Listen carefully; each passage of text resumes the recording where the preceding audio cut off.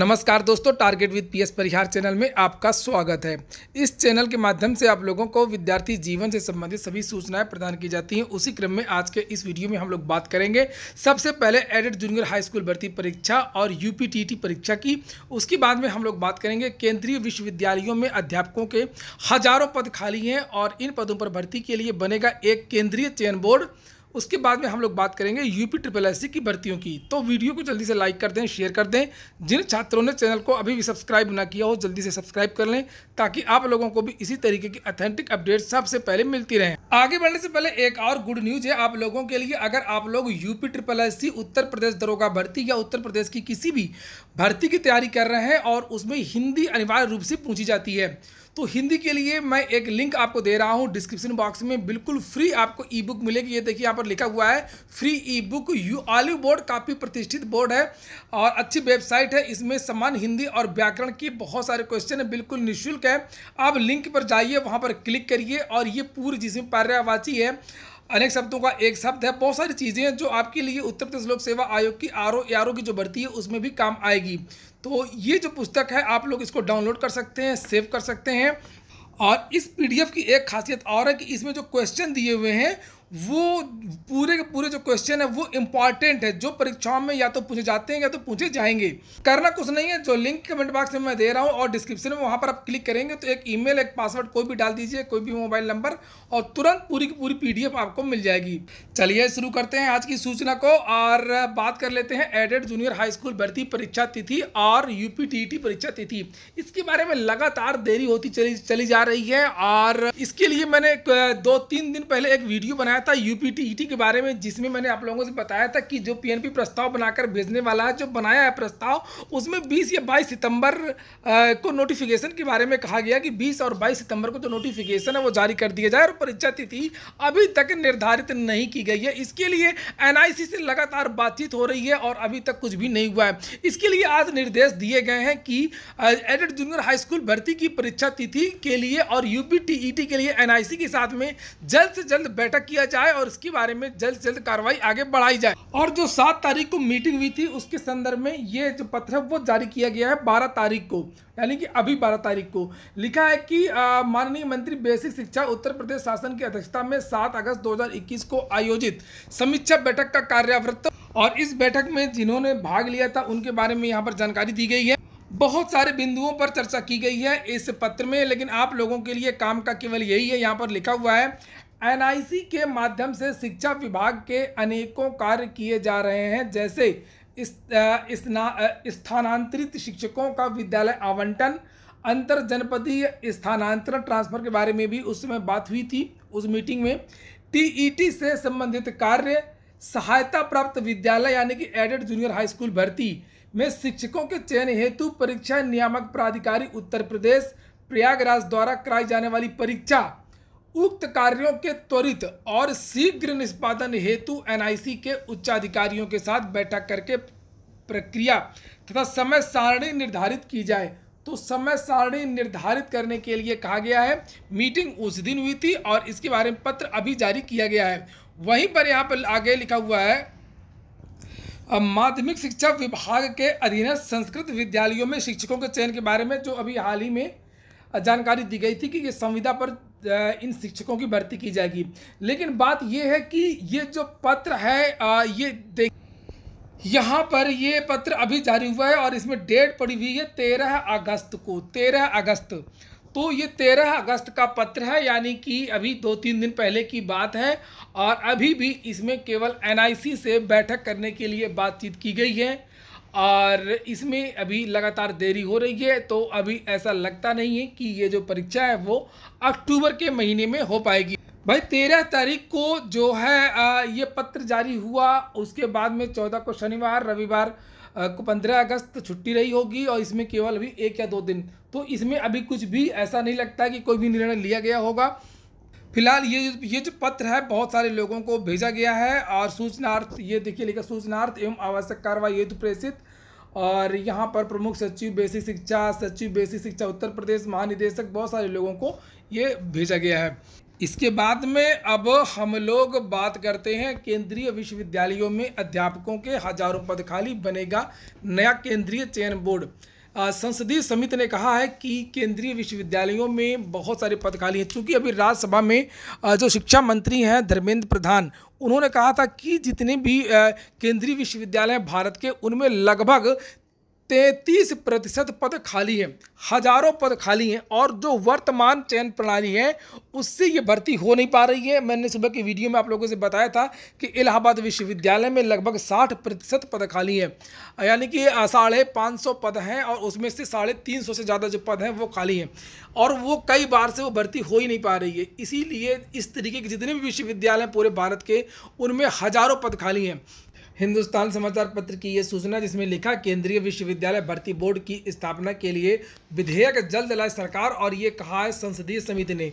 नीचे यहाँ पर लिखा हुआ है केंद्रीय विश्वविद्यालयों में काफ़ी संख्या में शिक्षकों के रिक्त पदों को भरने की जरूरत पर बल देते हुए संसद की एक समिति ने सरकार से केंद्रीय विश्वविद्यालय भर्ती बोर्ड की स्थापना के लिए प्रस्तावित विधेयक को जल्द से जल्द संसद में लाने को कहा। शिक्षा मंत्रालय की अनुदान की मांग 2021-22 से संबंधित समिति के 342वें प्रतिवेदन की सिफारिशों के संबंध में सरकार द्वारा की गई कार्रवाई के संबंधी रिपोर्ट में यह बात कही गई है। यह रिपोर्ट संसद के मानसून सत्र में पेश की गई है। लिखा हुआ है कि रिपोर्ट में कहा गया है कि सभी केंद्रीय विश्वविद्यालयों की प्रशासन के लिए एक मसौदा विधेयक तैयार करने के लिए अप्रैल 2013 में तत्कालीन मानव संसाधन एवं विकास मंत्रालय द्वारा एक समिति का गठन किया गया था और इस समिति के विचारार्थ विषयों में केंद्रीय विश्वविद्यालयों एवं केंद्रीय शिक्षण संस्थाओं की स्वायत्तता को ध्यान में रखते हुए सभी केंद्रीय विश्वविद्यालय के प्रशासन के लिए एक मसौदा विधेयक तैयार करना था, जिसमें कहा गया था कि केंद्रीय विश्वविद्यालय में शिक्षकों की कमी का महत्वपूर्ण मुद्दा समिति के ध्यान में लाया गया। तो बहुत ही महत्वपूर्ण ये सूचना, और 2013 की बात है, तभी ये कहा गया था इस कार्रवाई के बारे में कि शिक्षण संस्था समिति का विचार था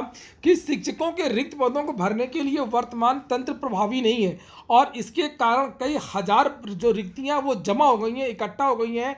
अतः शिक्षकों के रिक्त पदों को शीघ्र भरने के लिए एक नया तंत्र, एक नया बोर्ड बनाने की आवश्यकता है। और जो संसदीय समिति ने अपनी रिपोर्ट दी है तो उसमें कहा है कि केंद्रीय विश्वविद्यालय भर्ती बोर्ड की स्थापना में असाधारण देरी शैक्षणिक संस्थानों में शिक्षकों की कमी की समस्या को ही बढ़ाएगी। अतः विभाग रिक्त पदों को भरने के लिए इस संबंध में प्रस्तावित विधेयक को यथाशीघ्र संसद में लाए। लिखा है कि इस बीच संसद के मानसून सत्र में शिक्षा मंत्री धर्मेंद्र प्रधान द्वारा राज्यसभा में पेश आंकड़ों के अनुसार देश में केंद्रीय विश्वविद्यालयों के शिक्षकों के 33.4% रिक्त पद हैं, ये उन्होंने बताया था।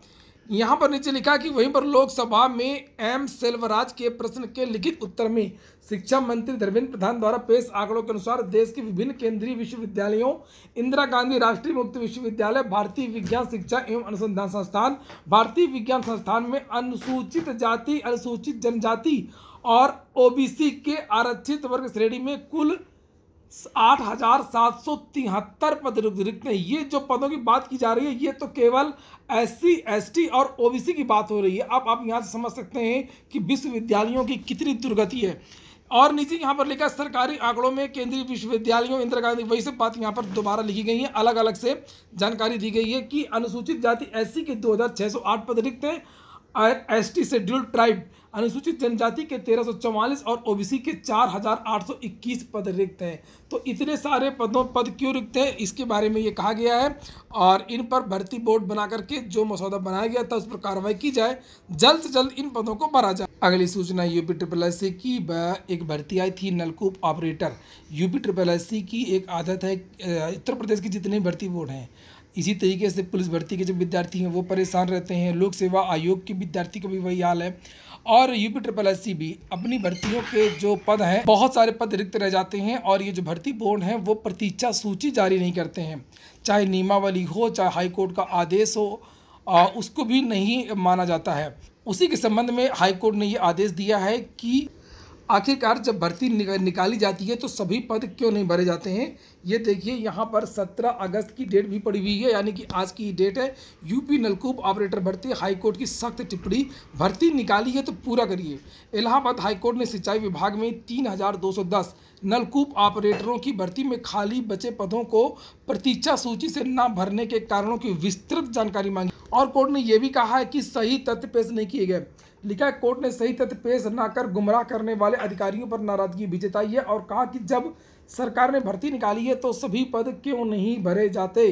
प्रतीक्षा सूची के अभ्यर्थियों से बचे पदों को भरने की बजाय हाईकोर्ट आने को विवश किया जाता है विद्यार्थियों को, जबकि सरकार और आयोग को खुद पद भरना चाहिए। यह आदेश न्यायमूर्ति MC त्रिपाठी ने विजय कुमार व 26 अन्य की याचिका पर दिया है। याची की तरफ से वरिष्ठ अधिवक्ता RK ओझा ने पक्ष रखा है। इस मामले में सरकार ने कहा है कि आयोग ने प्रतीक्षा सूची नहीं दी है और आयोग प्रतीक्षा सूची जारी कर चुप बैठ गया।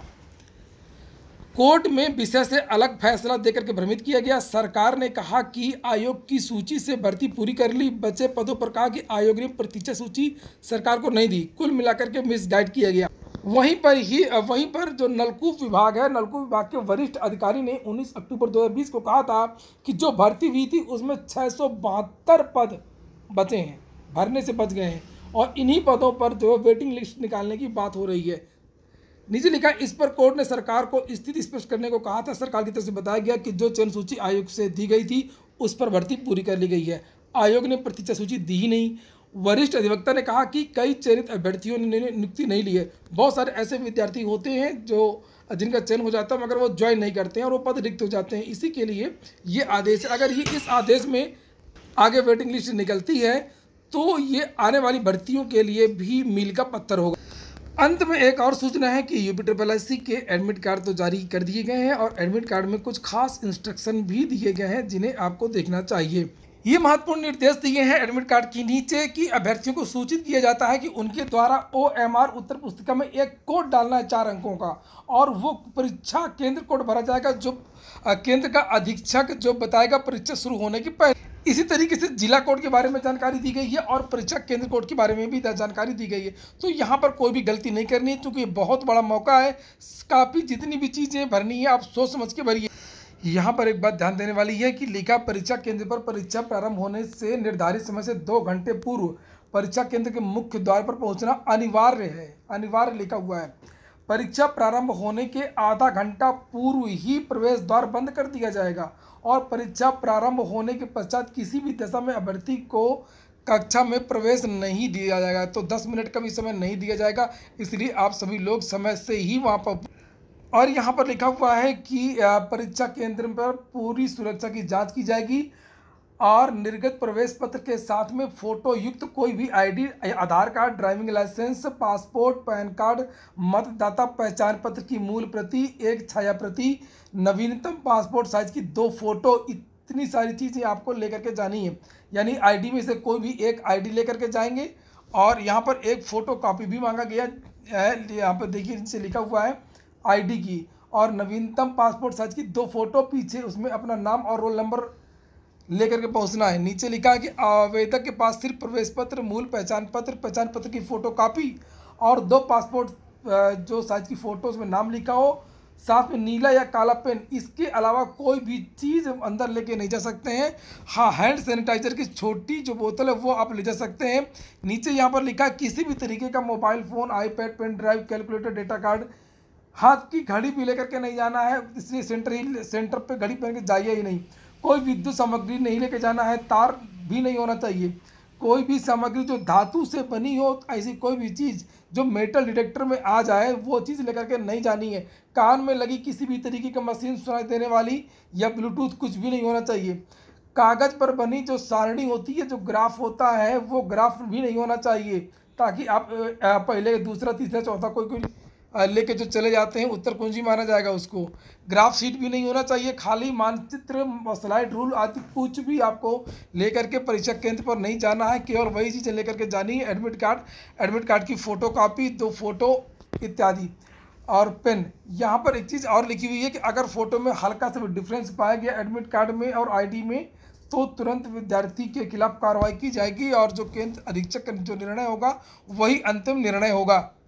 निगेटिव मार्किंग है, यहाँ पर लिखा है सोच समझ के करिए। 1/4 नंबर का यहाँ पर निगेटिव मार्किंग के बारे में जानकारी दी गई है और नीचे लिखा हुआ है कि कक्ष अंतरीक्षक की अनुमति के बिना प्रारंभ के निर्धारित समय से पूर्व अभ्यर्थियों द्वारा प्रश्न पुस्तिका नहीं खोली जाएगी। और लिखा है नीचे कि अनुमति के बिना प्रश्न पुस्तिका को खोलकर प्रश्नों को पढ़ना, OMR में उत्तर अंकित करना पर अनुशासनात्मक कार्रवाई की जाएगी। और उत्तक पत्रक यानी OMR पर व्हाइटनर नहीं लगाना है। ब्लेड का इस्तेमाल बिल्कुल नहीं करना है। रबड़ आदि का प्रयोग बिल्कुल पूरी तरीके से वर्जित है।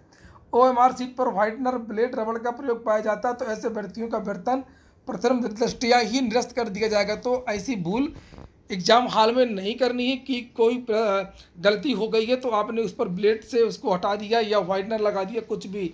वहीं पर नीचे लिखा हुआ है कि परीक्षा की समाप्ति के पश्चात अभ्यर्थी द्वारा अपनी प्रयुक्त प्रश्न पुस्तिका और OMR उत्तर पुस्तिका की सभी तीनों प्रतियां, जो विद्यार्थी की जो प्रति है वो और जो कोषागार में जमा की जाने वाली फोटोकॉपी है वो, जो प्रति है वो, और मूल OMR, 3 प्रतियां हैं, तीनों आपको तुरंत दे देनी है। और प्रश्न पुस्तिका तो वैसे भी UPSSC ने देना बंद कर दिया है तो वो भी नहीं मिलेगी आपको, पहले तो सब कुछ दे देना है। उसके बाद यहाँ पर नीचे लिखा हुआ है कि कक्ष अंतरिक्षक परीक्षा कक्ष में उपस्थित सभी अभ्यर्थियों की प्रश्न पुस्तिकाओं व OMR उत्तर पुस्तिका की तीनों प्रतियां एकत्रित करेंगे, गणना करेंगे, निर्धारित पैकेटों में सील बंद कर देंगे। विद्यार्थियों के सामने क्लास में ही सील बंद होगा। चूंकि होता यह था ना कि जो परीक्षा केंद्र होते थे, जब विद्यार्थी पुस्तिका जमा कर देते थे उसके बाद में सेंटर में ही खेल होता था। 15-20 मिनट का समय निकाल करके अलग कमरे में बैठ करके जो कुछ विद्यार्थी हुआ करते थे उनकी OMR को भर दिया जाता था। इस खेल को पकड़ लिया था UPSSC ने वीडियो इत्यादि की भर्ती में।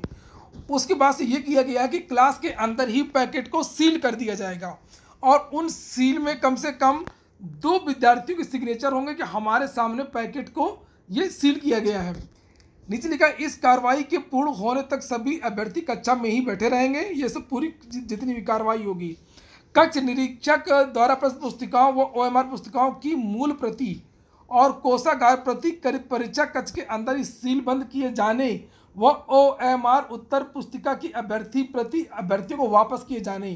तो ये जब सब कुछ कर लिया जाएगा तो एक प्रति यानी जो OMR की जो 3 प्रतियां होती हैं, एक कोषागार प्रति और एक मूल OMR, ये तो सील बंद हो जाएगा।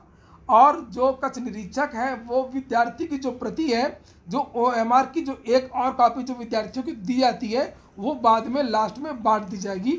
उसके बाद में फिर विद्यार्थी बाहर चले जाएंगे। तो ये प्रोसेस में ये आप लोग भी, मैं बता दूं कि आप लोग भी क्लास से भागिएगा नहीं। आप लोग जितना जल्दी करेंगे मोबाइल लेने के लिए कि लाइन लगी होगी, मोबाइल ले लेंगे, बैग ले लेंगे, तो बस वहीं पे खतरा हो जाता है। क्लास खाली हुआ नहीं कि जो कक्ष निरीक्षक होते हैं वहाँ से गड़बड़ी करना शुरू कर दी जाती है। इसलिए आप लोग अपनी क्लास में रहिए, अपने सामने पूरा पैकेट सील बंद करवाइए, अपनी OMR की जो फोटोकॉपी है वो बाद में लीजिए, जो प्रति है उसके बाद में कक्षा में जाइए। जितनी जल्दबाजी करेंगे उतना ही आपका नुकसान होगा। लास्ट में ये जानकारी दी गई है कि परीक्षा समाप्ति के 24 घंटे के अंदर अंदर सभी सीरीज की जो प्रश्न पुस्तिकाएं हैं वो आयोग की वेबसाइट पर अवलोकनार्थ एवं प्रयोग हेतु अपलोड कर दी जाएंगी। तो ये जो प्रश्न पुस्तिकाएं जो जमा की जाती हैं वो बाद में अपलोड कर दी जाएंगी सभी सीरीज की, तो आप लोग वहाँ से देख सकते हैं। तो ठीक है दोस्तों, ये हो गया आज का वीडियो अगर आपको अच्छा लगा तो लाइक कर दें। जिन छात्रों ने चैनल को सब्सक्राइब न किया सब्सक्राइब कर लें। पूरा वीडियो सुनने के लिए बहुत बहुत धन्यवाद।